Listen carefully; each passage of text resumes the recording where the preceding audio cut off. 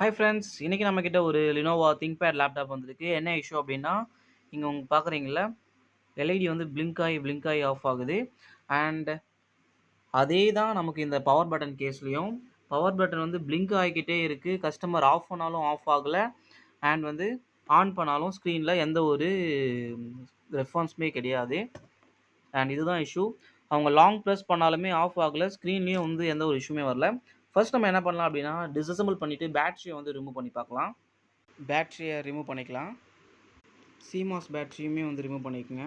Just வந்து disconnect மட்டும் பண்ணுங்க போதும். இது பிக்க தேவையில்ல. ஒரு 2 மினிட்ஸ் வந்து பவர் பட்டனை ஹோல்ட் பண்ணி வைங்க. நான் வீடியோக்காக பாஸ் பண்ணுறேன். அகைன் நான் இப்போது பேட்டரியெலாம் எப்படி இருந்ததோ அதே மாதிரி கனெக்ட் பண்ணிக்கிறேன். நான் இப்போது ஆன் பண்ணி செக் பண்ணுறேன்.